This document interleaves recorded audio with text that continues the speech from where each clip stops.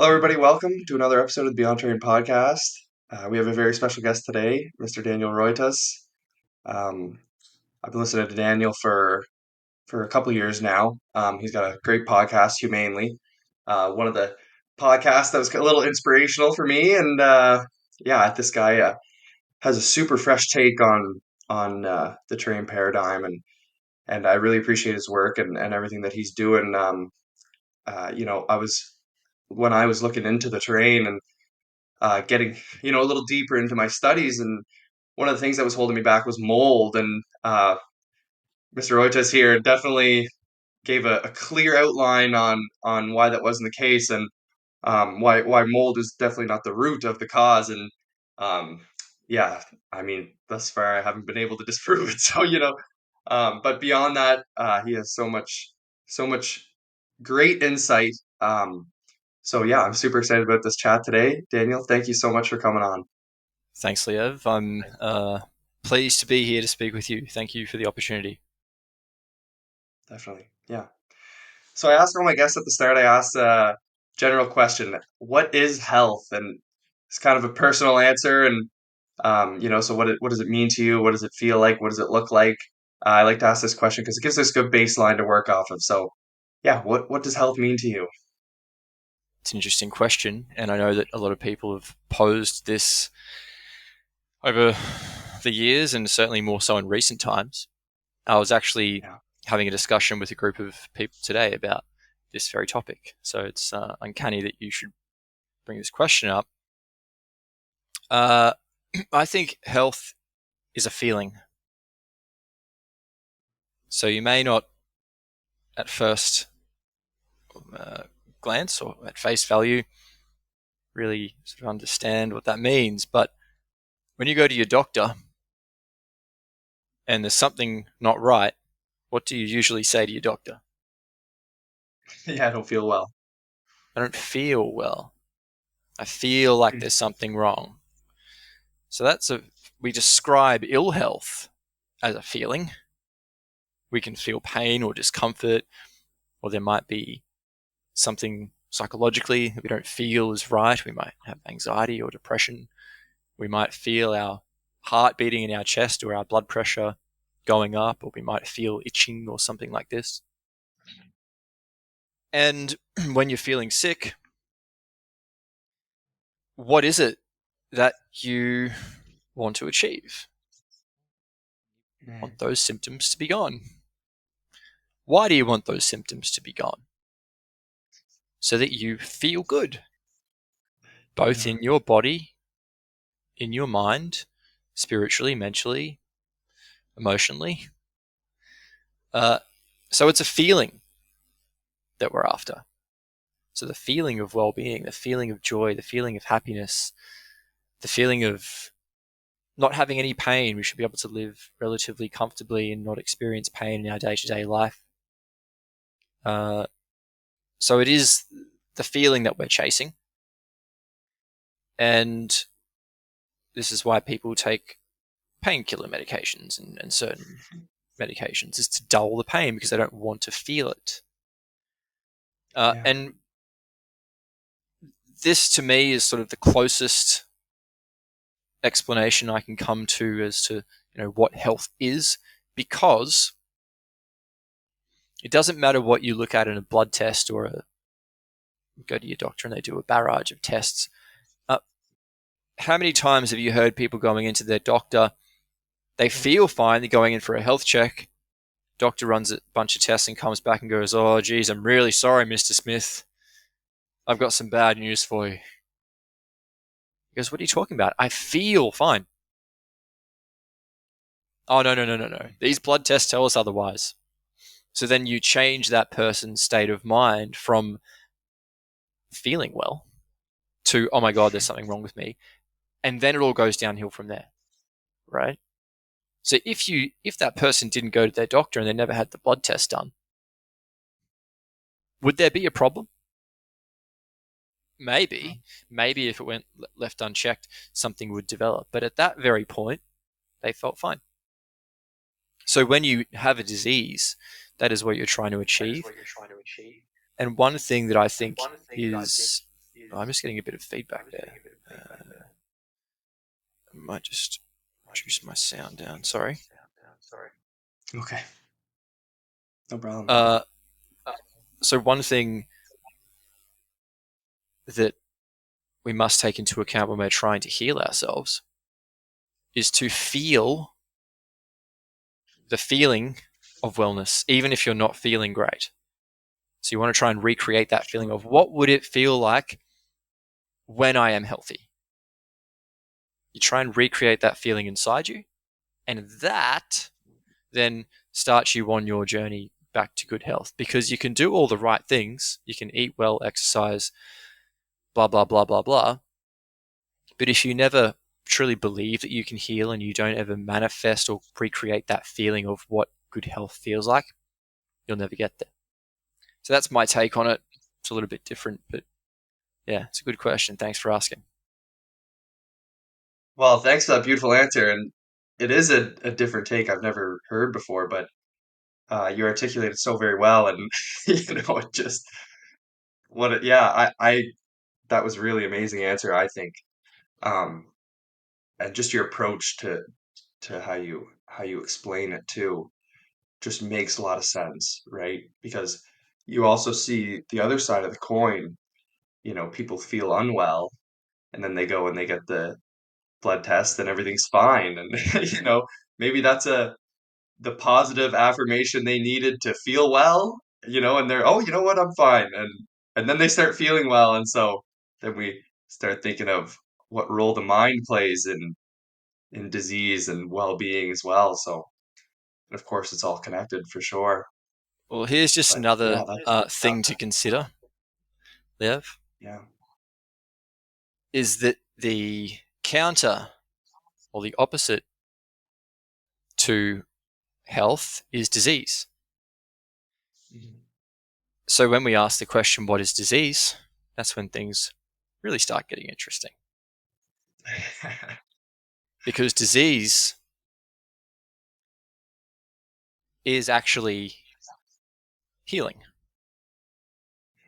It is the body in a state of an active state of either trying to return back to balance or trying to maintain some semblance of homeostasis in a less than optimal situation. So, for example, think of disease like, think of your body as a body of water. And if you drop a stone into the water, what happens? A ripple effect and disruption. You get the ripples. Yeah. So the ripples are the effect of dropping the stone into the water. Yeah, they are the effect. They are the symptoms of dropping the stone into that body of water. And what are those symptoms, or what is that? What are the ripples there for? What are they trying to do? Mhm. I guess balance out. Yeah, because you create the disturbance first, and then the rock is gone. The rock's at the bottom of the pond. It's out of sight. So the rock is the cause of the disease. It's there for a moment. It causes the imbalance, the dysfunction, and then it's gone. And then you get the effect after that, which is the ripples in the water. And we see that and we feel that, we experience that, and we misattribute the symptoms, which are actually the body's healing response, as the disease itself. So these are things like, something easy for people to understand is like heart disease.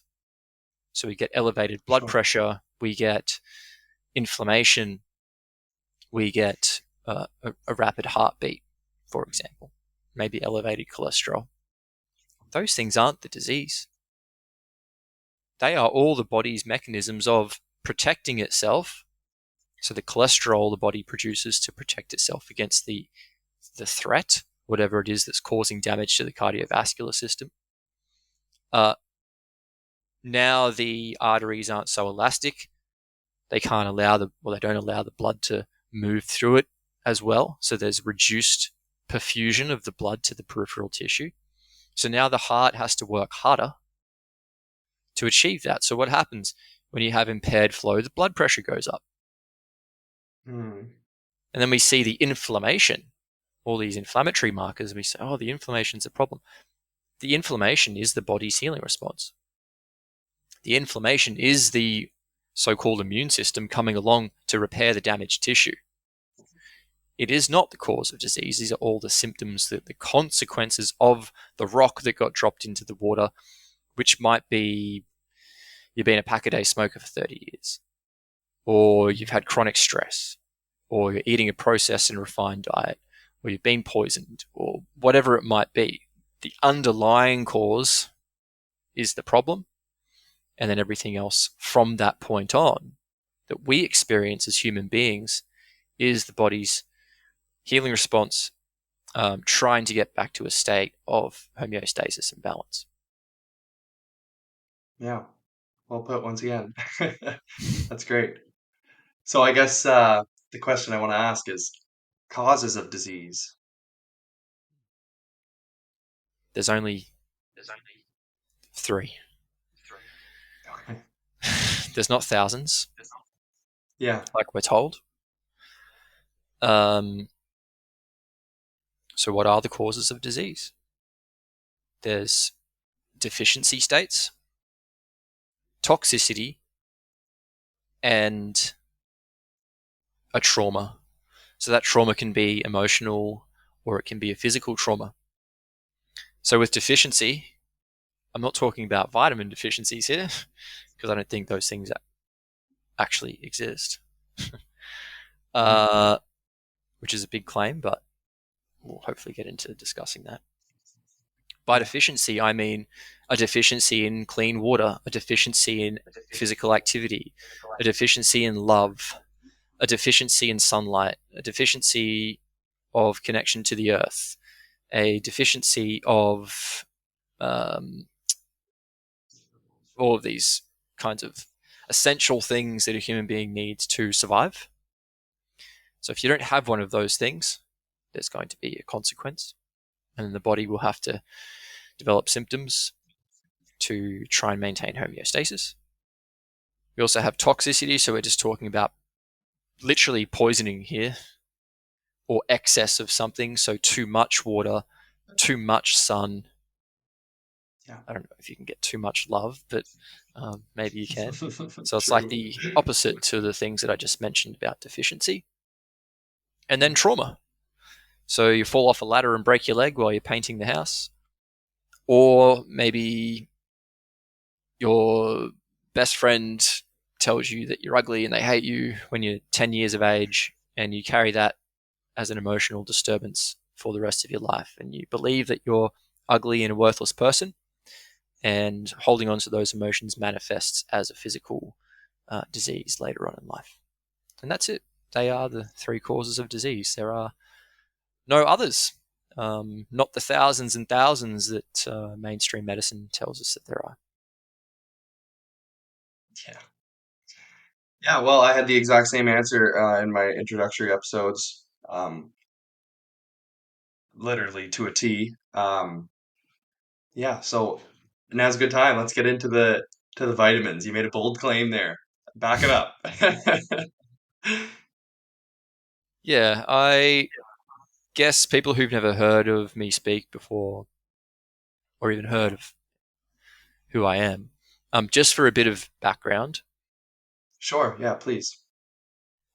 I would like to think I have some kind of expertise in this area. Not that that really matters when it comes to looking at science, because I think anyone, once you understand the scientific method, you can apply this to any field, regardless of what your level of education is, and either it adheres to the scientific method or it doesn't.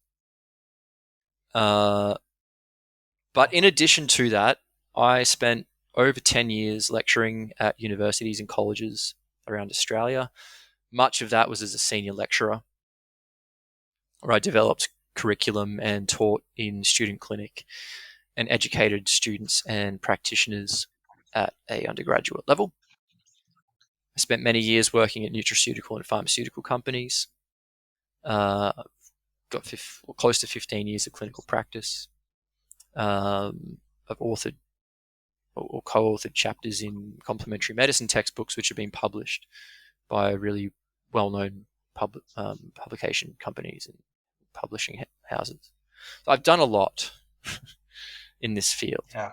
And I was always under the impression that what I was teaching students and clinicians was that there are things called vitamin deficiencies that you get when you have an improper diet, and that causes disease. And the best way to deal with that is to take a supplement, a high dose vitamin in isolation to address the deficiency. And that was basically how I practiced for most of my career until early 2020, when I realized that I was wrong. I don't actually think there's anything called vitamin deficiency disease. I actually think we've confused it, and it's a toxicity disease. Okay. Yeah. So how does it become a toxicity disease? Is there anything involved? Like where's the confusion there? Yeah. So why do we think there are these things called deficiency diseases? We'll use like maybe pellagra as an example. So pellagra is a so-called deficiency of vitamin B3 or niacin. And supposedly people got it when they ate lots of corn, because corn is supposedly deficient in B3.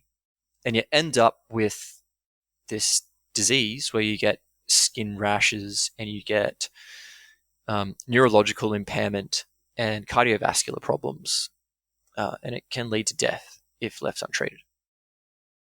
Now, what happened was that they found that when people had pellagra and they started taking them off a diet that mainly consisted of corn and they fed them other foods, their disease went away.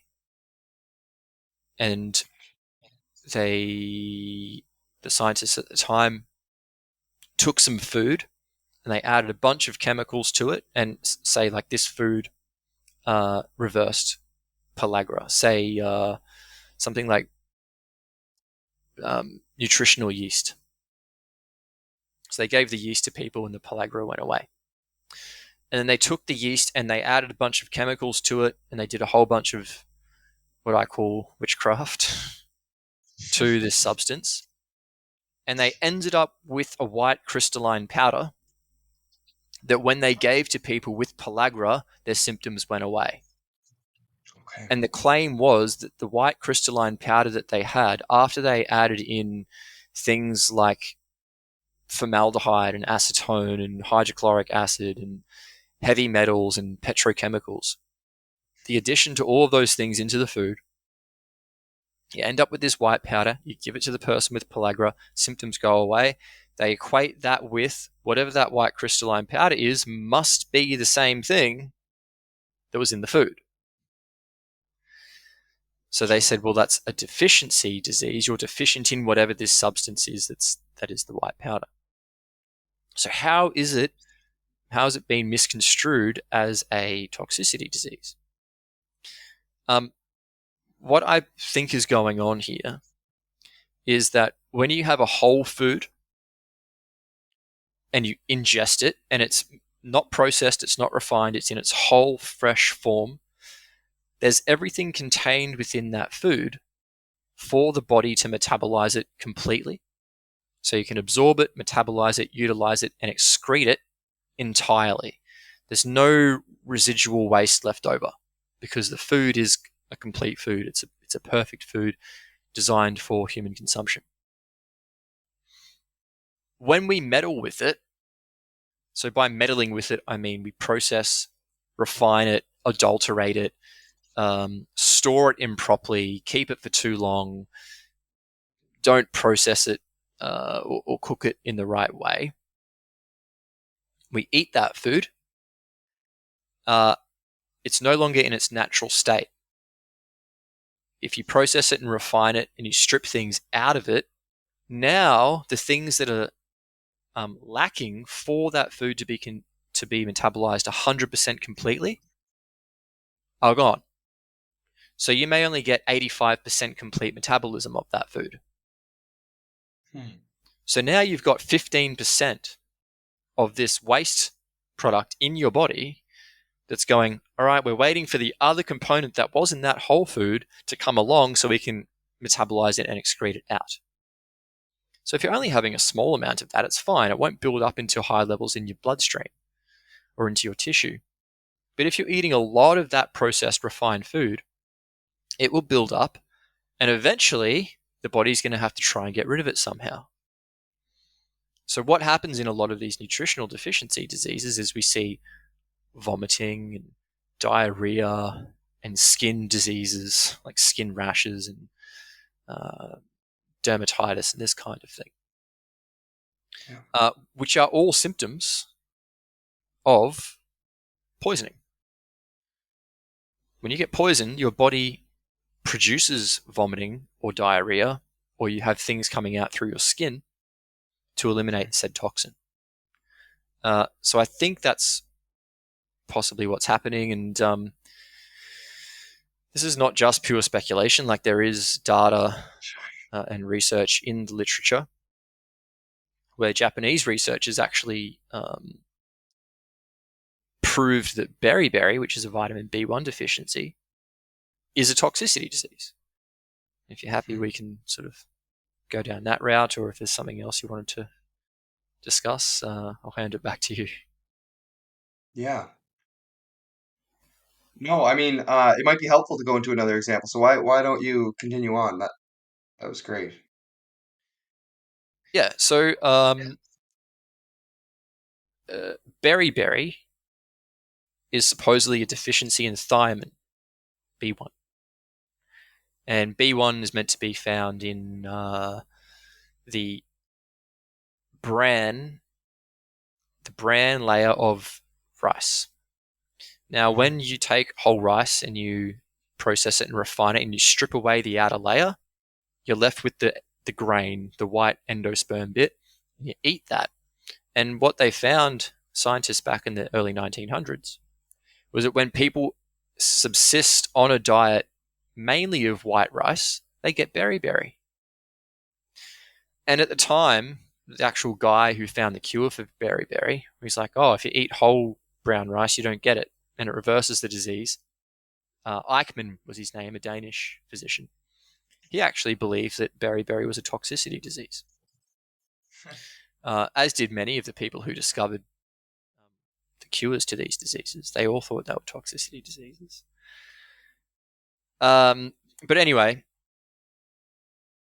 the scientists like Casimir Funk, for example, who supposedly isolated B1 from rice, he said it was a deficiency disease because when he got rice bran and adulterated it and added all these chemicals into it and gave it to people, their symptoms went away. So he said, well, this is the thing they're lacking, therefore it's a deficiency of this particular substance that's not present in white rice. The Japanese in the 20s, 30s, and 40s actually believed that beriberi was a toxicity disease. And obviously it's pretty relevant for the Japanese to be looking into beriberi because a lot of people in that area were affected with this disease in World War I and II. Yeah. Just by very nature of it being difficult to get access to a lot of food because supply chains and things were disrupted during those times. So we have a population eating lots of white rice. The Japanese found that infants who were drinking mother's milk, they started getting beriberi. So they said, is this because there's something deficient in the milk that the child's not getting? Or is there something toxic in the milk that's causing beriberi in the infants?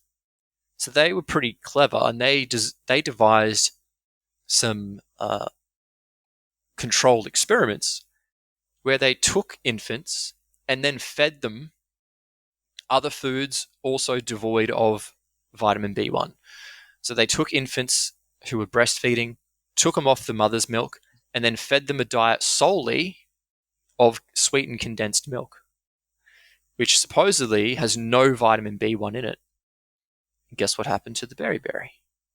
It went away. It disappeared very, very quickly, which they concluded was due to the avoidance or reduction of the toxic substance that was present in the mother's milk.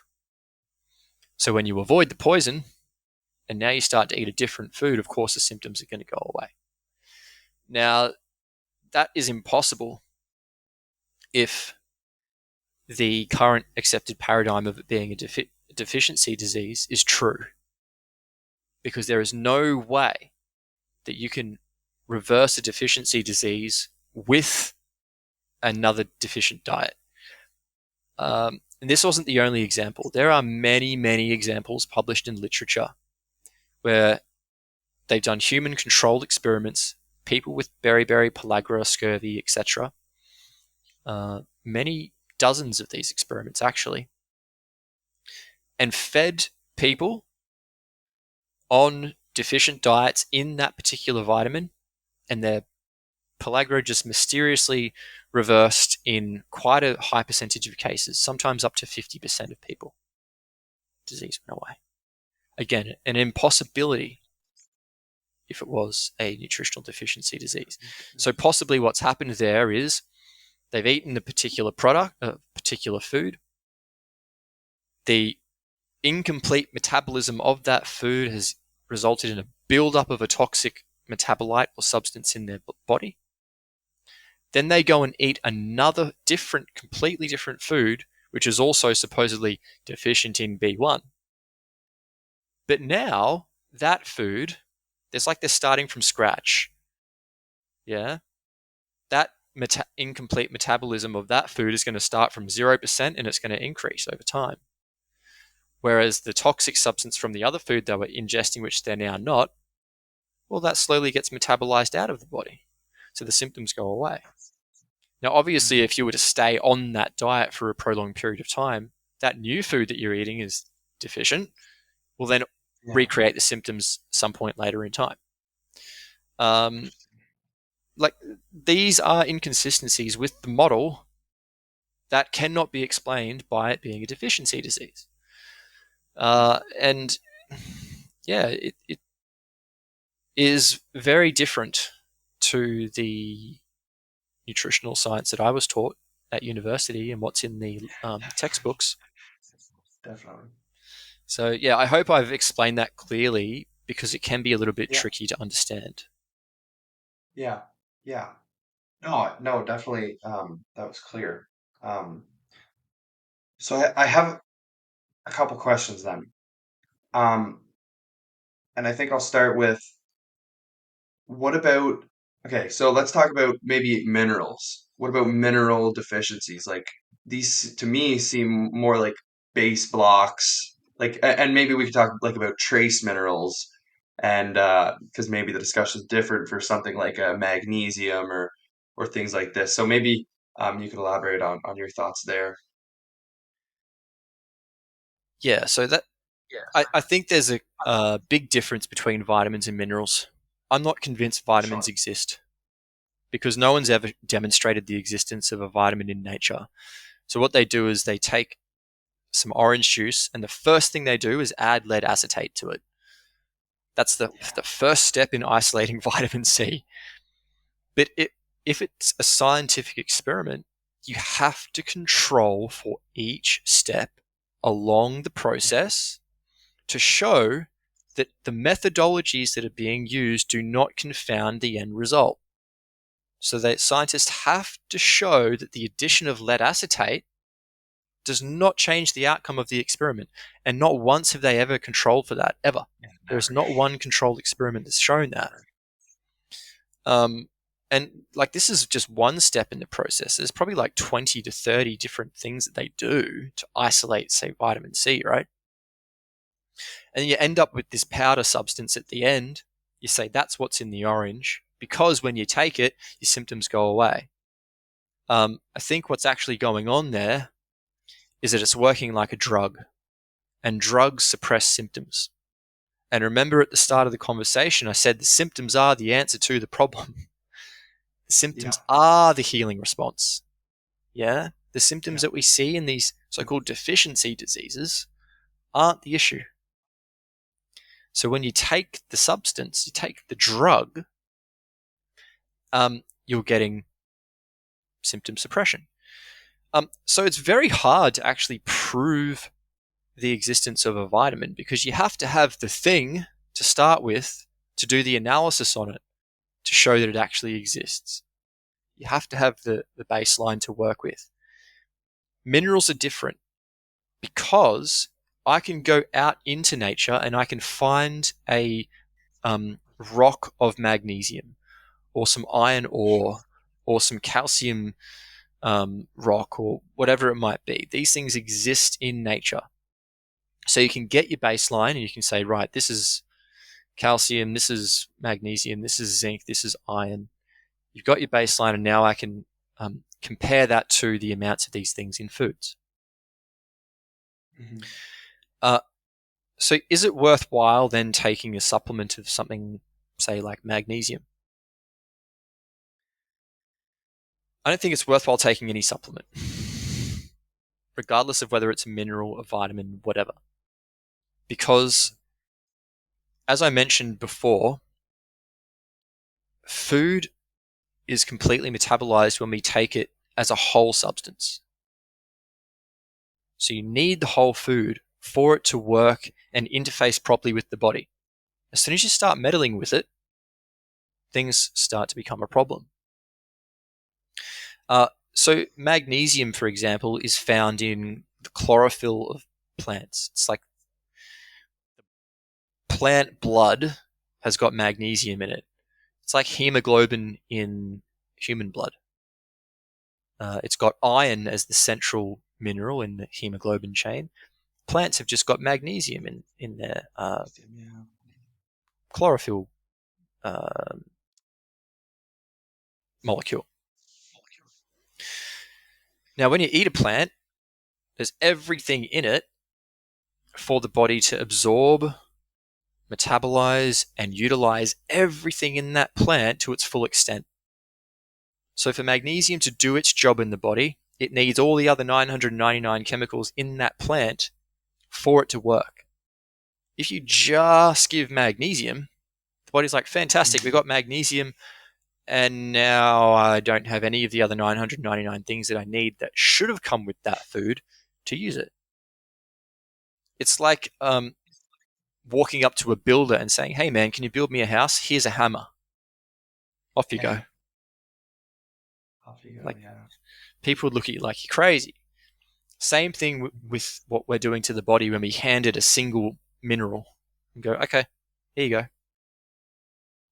I've sort of likened this is a thing called food synergy, or it's also known as the food matrix, which is a concept most easily explained by the whole is greater than the sum of the parts. So let's say the food has 3 parts to it. Most foods have got hundreds, if not thousands, of so-called chemicals in them. Let's say this one's got 3. We can take the food, we can do the analysis, we find 3 things in it. We add them all together. 1 plus 1 plus 1 equals 3. But in nature, it equals 4 or 5 or 6 or 7 because there is a complex interrelationship that's going on with all those chemicals working synergistically together. They're in the right ratios, at the right concentrations, in the presence of the right enzymes and cofactors and everything else for that food to work perfectly in the body. If you take one out, it's not going to work. It's like a fine watch. You open up the back of a fine watch and you're going to find dozens of these cogs in the back of the watch. So a pharmacologist would come along and say, which cog's working there? Which is the one cog that works? I want to know the one substance in that food that's having the effect. Oh, it's the vitamin C. It's the magnesium. That's so reductionistic. It's none of them. Sure. It's all of them, Yeah. right? Similarly, you can't take one cog out of the watch, go and put it into another watch that has no cogs, and expect that watch to work, right? So this is a way to understand the beginning of the food matrix and food synergy. Um, and yeah, I think this probably answers now you could throw zinc at me or magnesium at me or calcium at me or whatever. I'd answer it the same Yeah. way. You need the whole food. Definitely. Yeah. Yeah. Yeah. And you actually answered multiple questions there in that one. So that's great. Um, yeah, that's awesome. So I guess um, to challenge a little bit, to play devil's advocate here. Um, I've looked at the state of food and the state of agriculture quite a bit, and you know, I think there's a case to say that our soils are deficient.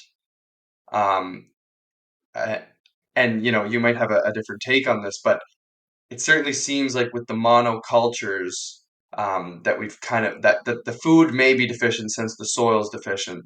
Now you may be able to work that through a little different, but also with the hybridization of plants that we've kind of changed the state of plants. I wonder, um, what are your thoughts on that? Because in my mind, I think there's no doubt that a carrot 1,000 years ago is definitely different than a carrot now, right?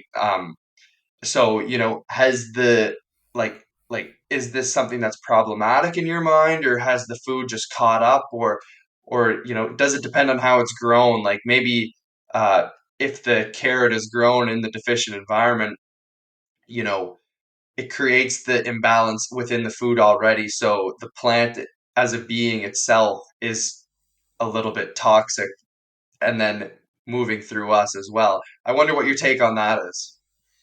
Yeah. Uh, so it's a good question. Some people say they want to take whole food supplements, right? Because the soil's Yeah. deficient. So what, you're just going to take 50 deficient carrots and then powder them down, and now you've got a powder of 50 deficient carrots. Like it still doesn't address the problem, which is, you're right, Sure. like the soil is being destroyed. Um, but we can deal with this problem. We can't deal with it as long as these things called vitamin pills stand in the way, because it's a red herring. Yeah. This is a sleight of hand trick where they say that the food is deficient. So a way that we can address this is we've got the answer. And the answer is these shiny little pills that we can give you to address the deficiency. But if it's a toxicity disease, that argument doesn't hold weight anymore. And I guarantee that the essential problem is, the cause of the problem is that we're using pesticides, herbicides, and fungicides.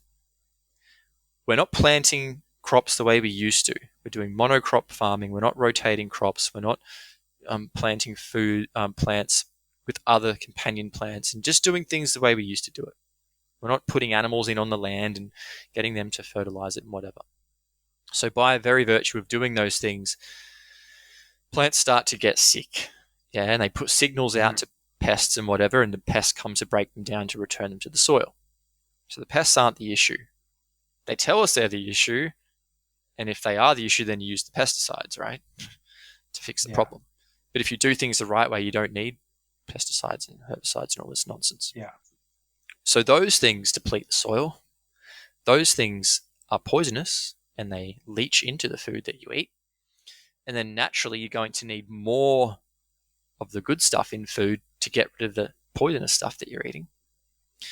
Hmm. Um, and I think people have accepted the way that modern agriculture has gone because they're under the impression that, oh, it's not so bad. It's just that my food just doesn't have quite enough of what it should have in it. Whereas if they knew that actually we're messing with the food and it's having a much different effect in my body and it's causing poisoning or toxicity, people wouldn't stand for that as much. It's not as easy to sell, right? You're being Yeah, poisoned rather than, definitely. you're just deficient. So this is, it's kind of like, supplements are kind of like if you move to Hawaii and you built your house on a lava flow, and this guy comes to you and he says, "Hey, you know what? Your house is probably going to catch fire at some point. So I've got some really, really amazing buckets. They're the best buckets, and they can hold an extra 2 liters in the stuff you get down the road." Like, that's what we're doing with supplements.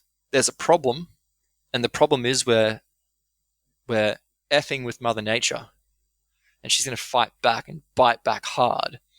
And we're just turning a blind eye and going, "Oh, it's all right. It's fine. We just got the supplement, man. Just take that. It addresses the deficiency." We're not looking Yeah. at the cause of the problem. We're not saying, "Hey, maybe we shouldn't build our house on the lava flow. Maybe we should move Yeah. the house completely. We don't even need the buckets." So it's the same thing. If Hmm. we look at the true cause of the problem and we go, right, we don't need pesticides, we don't need herbicides, we do not need fungicides, we don't need antibiotics, we don't need any of this crap. Yeah.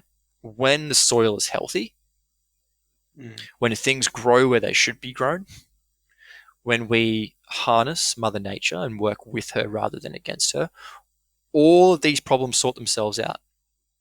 When we put animals on the land, the animals take the plants and they put it through their digestive system and they put out fertilizer. They wee and poo and they put the fertilizer back in. The plants get healthy. They don't need these other things. Um, we have certain trees growing that send roots really far down into the soil, and they start pulling up nutrients from deep, deep down near the bedrock. So we get this flow of minerals and things from the rock upwards into the upper layers of the soil. Um, the water holds soil better. The soil holds water better. It doesn't become as dehydrated as easily. So you don't have to come along and now water the soil and start causing erosion, and you get underground unnatural water flows that cause erosion and things, and it messes up the whole system. Hmm. Um, like, all these problems go away when we stop relying on the pill, on the vitamin, on the supplement, because it forces our hand to deal with the problem, to deal with the underlying cause. So hopefully that answers your question. Yeah. Yeah. And like, so kind of my thinking, based on that is like, you know, it's not the food being deficient that's the problem. It's the processing of the food that's the problem. And the same as it's not the soil being deficient that's the problem. It's the processing of the soil in a way, right? Like the way that we approach agriculture now, right? Like we've gotten so far away from a natural design of like perhaps something like a permaculture would be closer to what nature intends, right? Because you have the different root levels and we're growing these massive monocultures. Um, and it's funny because, there are rocks in the soil, right? There are rocks in the field, and rocks are minerals, and they have trace minerals, and they're just inaccessible from plants directly as well. So, we know, like, this is a very known thing that microbes are a very necessary component of mineral uptake in plants as well. So what happens when, you have 10 generations of glyphosate killing microbes in the soil? Well, then the plants can't access the minerals either, right? Um, so it's a disconnection as well, and same with like fungicides. Like I'm sure they're non-specific to the one that we consider a pest, right? But the fungus, we know that fungus, or we know we some scientists demonstrate that fungus may be able to communicate between trees and share nutrients in that manner. And I'm sure that when you have a tree whose roots go so far down next to a food source, that you have greater fungal connections in the soil. You can access the minerals in so I think it's just like you said in the like you've been saying, right?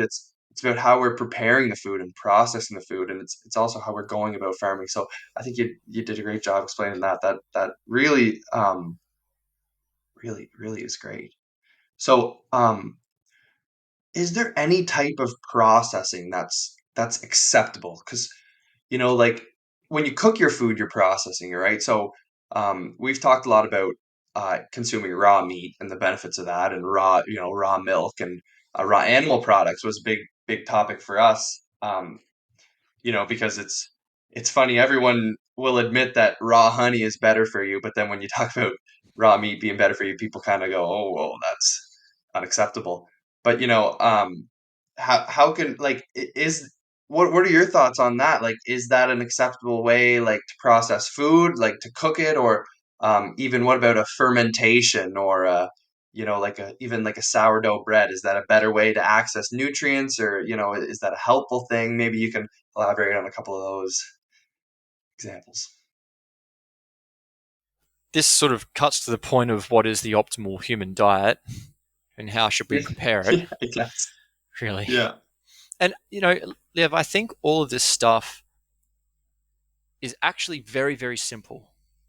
And I think all of the answers to the questions that we seek have already been answered for us by our ancestors.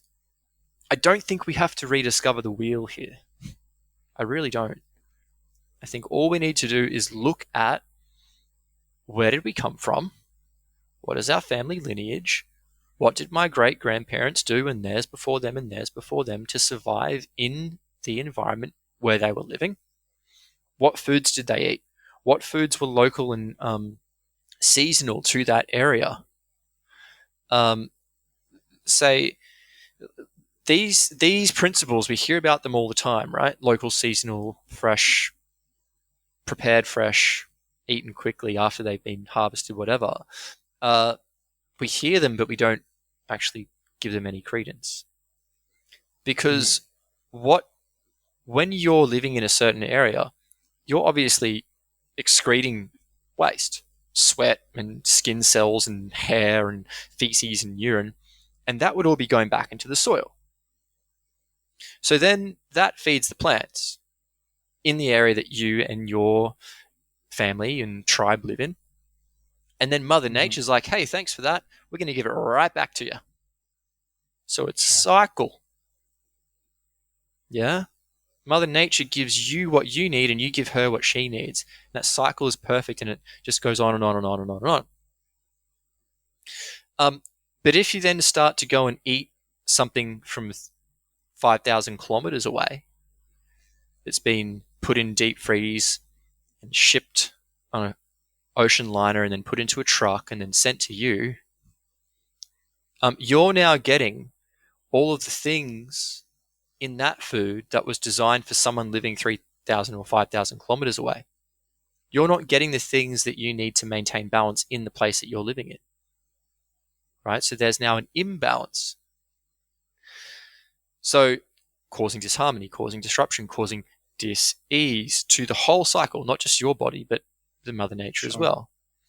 Um, so the answer is like, what do we eat? Local, we eat seasonally, we eat fresh. Um, what is available in the area to us? What did our ancestors eat? Why did they eat it? Yeah, because it was obviously there and it was what you needed to survive optimally in that environment. Their environment will give you the things that you need to thrive and survive. But now we subsist on like less than a dozen main foods, right? This monocrop, Western, Mhm. toxic, sick diet that we're all surviving on. So I think the answer is really simple. Those Yeah. things that I've mentioned. And, if you want to cook it or you want to eat it raw, that's up to you. Personally, I don't know the answer for each individual. They can test it out on themselves and see what works for them. But certainly our ancestors cooked food and they fermented things and they made like things like sauerkraut, for example, because they kept for a long time. Uh, So that's how I approach that answer. And people might think that's a really hard thing to do. It is, because we're so disconnected from how we should be living. Uh, so to actually make things right on the ground level, we need to try and do as much as we can, which means getting in contact with local farmers, supporting the people who are doing the right thing, growing the food the right way, growing food seasonally, growing foods locally. Yeah, not putting poison on your lettuce. Um, so, like, these are the steps that we take as individuals to start creating meaningful change. And if everyone went and sort of did this tomorrow, a lot of the big chain supermarkets would need to change their ways pretty quick smart, because no one wants to buy poison lettuce anymore, or out of season lettuce. So it forces their hand to then having to source their produce from the farmers that are doing the right thing. And by virtue of doing that, now we start to get uh, right with nature, and we start to correct some of the issues. This isn't something that we fix tomorrow or next year, but it is Hmm. certainly the way forward, I think. I agree. Definitely. Yeah, well put. So we had a fella on back, I think episode 8 or 9, uh, Mr. Ryan Alexander, and uh, he, I think, has the exact opposite view of you. Um, it was he attributes most, if not all, diseases to deficiencies, mineral deficiencies, vitamin deficiencies.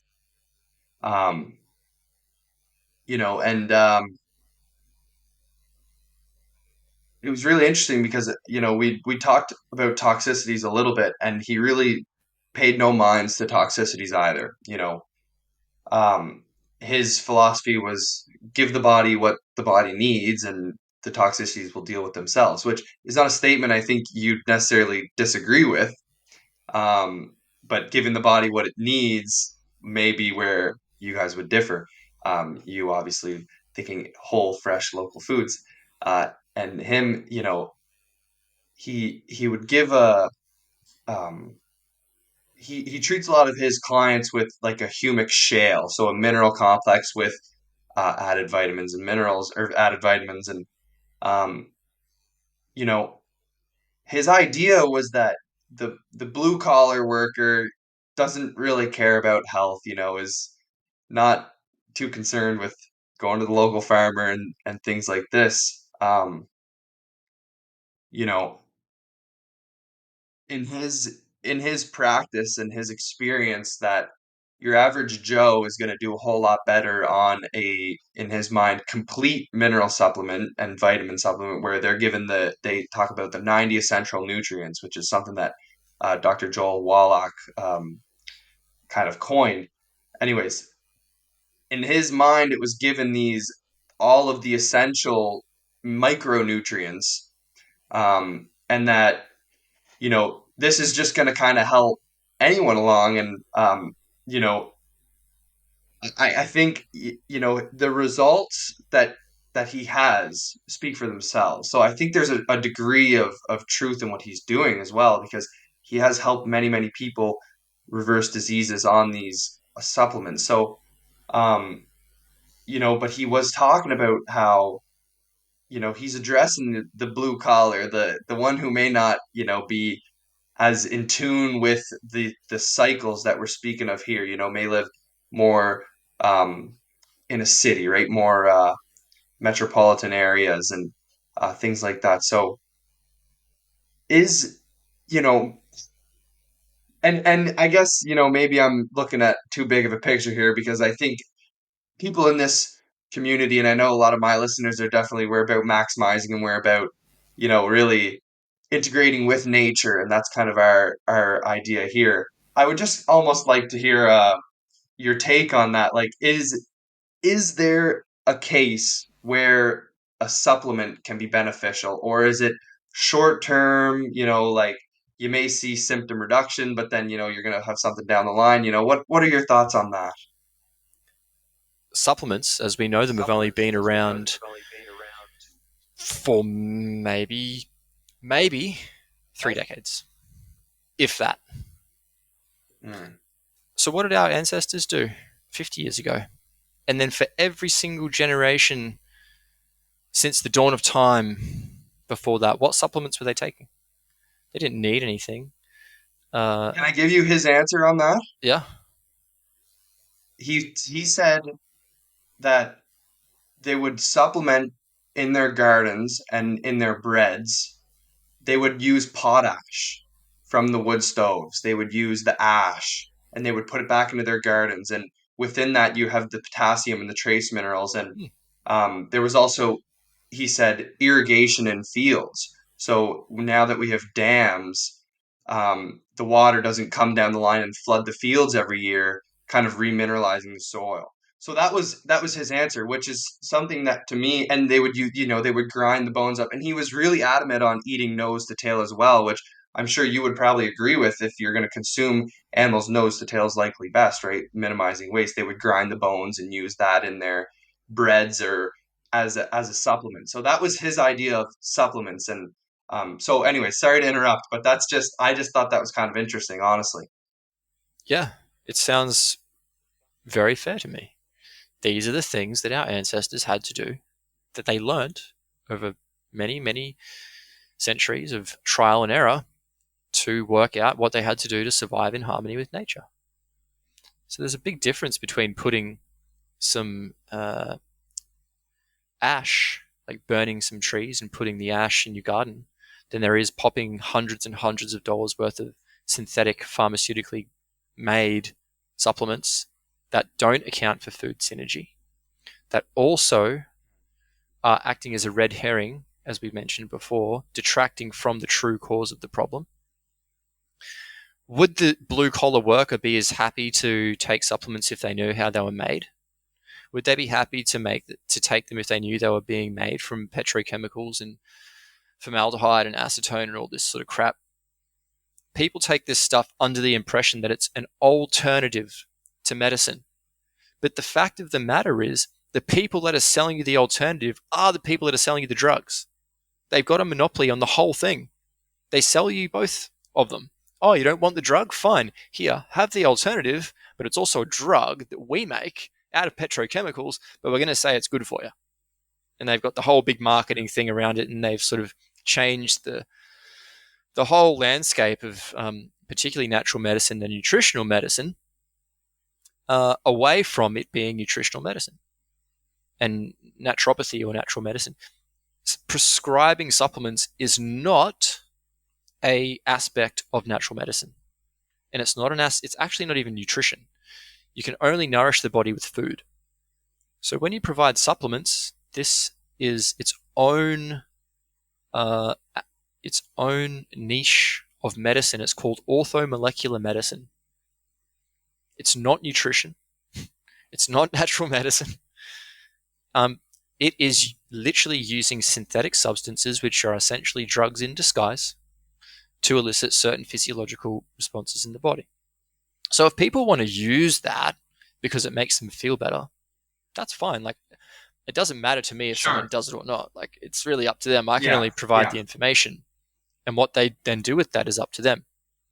I guess, like a lot of what this guy says sounds reasonable. I've only heard of him like 5 minutes ago.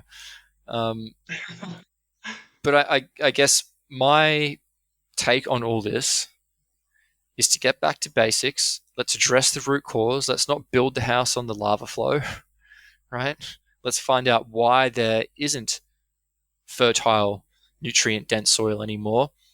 And let's get to the crux of the problem. As I sort of mentioned, the longer that we sort of support this crumbling and destruct, because the way that we're making food at the moment isn't going to last. It's Yeah, it already does stink. it's failing, right? And this is only being propped up by this pharmaceutical nutritional supplement industry, right? So once that's Mhm. gone, people are going to have to go, oh shit, what am I going to do now?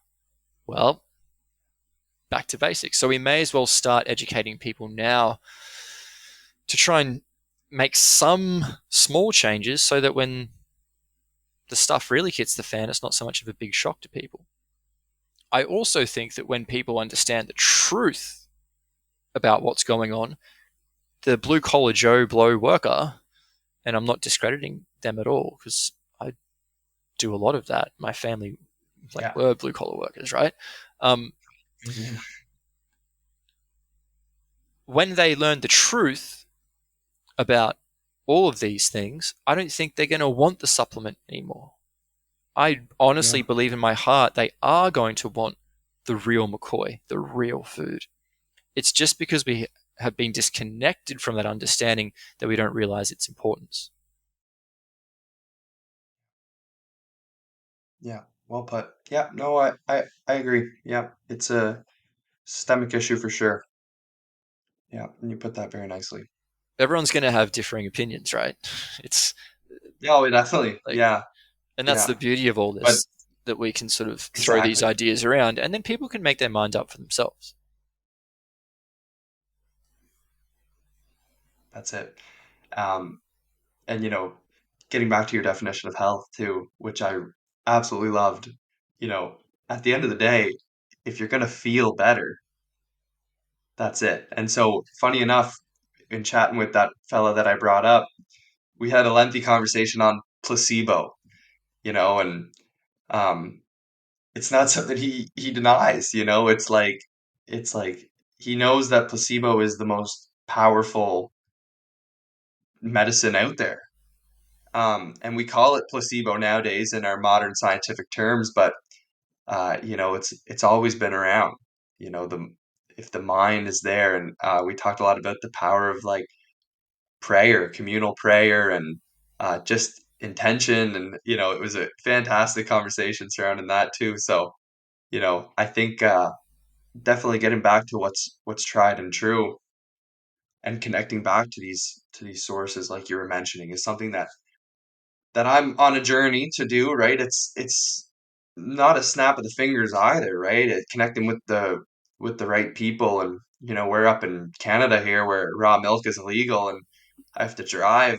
Like I'm going this afternoon to go get some raw milk, and it's like gonna take my whole afternoon to do it. And yeah, I chat with the farmer for a bit, I guess, but it's